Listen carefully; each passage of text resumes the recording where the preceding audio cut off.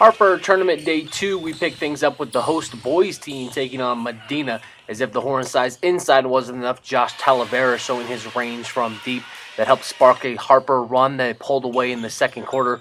Now the inside game, Saygraves and one as he just kind of gives him a look like, you can't stop me. Middle schoolers filled the gym in the second half, and Carson McKnight helped give them the show they were looking for. He goes right to the basket and one as well. Joe Boyd just playing for the crowd late in the game. Harper ran away with this one 64-34. I think we did good defensively.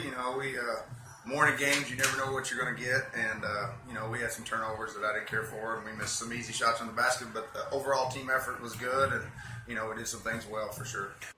Balanced scoring led the way for Harper. Carson McKnight had 18. Josh Saygraves chipped in with 17, and Lane Holmes added 13. The Horns close out play in their own tournament on Saturday. Taking the floor right after the boys were the Harper Lady Horns taking on Ingram. A flurry of action here to close the first quarter. Michaela Wagner hits the buzzer, and it looked like they'd close the gap. But Brianna Fuentes comes back for Harper just seconds later. She steps into a three and beats the first quarter buzzer.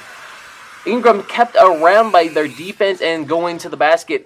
Here, Samantha McChristian comes up with the loose ball and puts it in for two. However, the Lady Horns defense was just too much as they forced 28 turnovers. Brianna Fuentes steps in front of this one and finds Keely Marshall for 2 points. Fuentes and Mercy Garcia caught fire in the fourth quarter to put this one away. Here is Fuentes from behind the line. Harper went on to win this one big, 52-26. I wanted to push the tempo from the word go.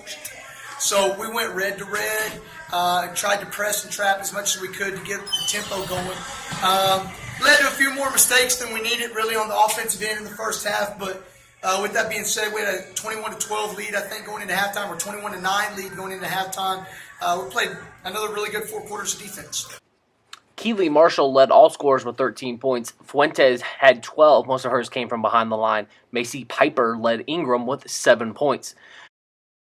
Move on to the Tybee girls that were taking part in the Hayes ISD tournament. They were taking on 6A Colleen Shoemaker, and the Lady Wolves had just enough to get past Tybee 54-46. Balanced scoring for the Lady Antlers, however, Juliana Robertson, Charlie Becker, and Brooke Scheidel all had 11 points. More tournament action. The OLH boys were in San Antonio taking on Laredo Augustine, and they got by the Blue Knights 56-48. Luke Schultz led all scorers with 21. Travis Ray tripped in with 14. However, the day didn't start so good for OLH. They dropped to San Antonio Christian 64-58. Schultz again with 16. Ray added 16. James Westfall had 10. The Hawks closed out play in the tournament over the weekend. The Lady Hawks were in Johnson City taking part in the Lady Eagles tournament. They took on San Antonio Randolph and got a big performance from Kate Lohmeyer as she scored all but 6 of OLH's points, leading the Lady Hawks to a close 28-23 victory.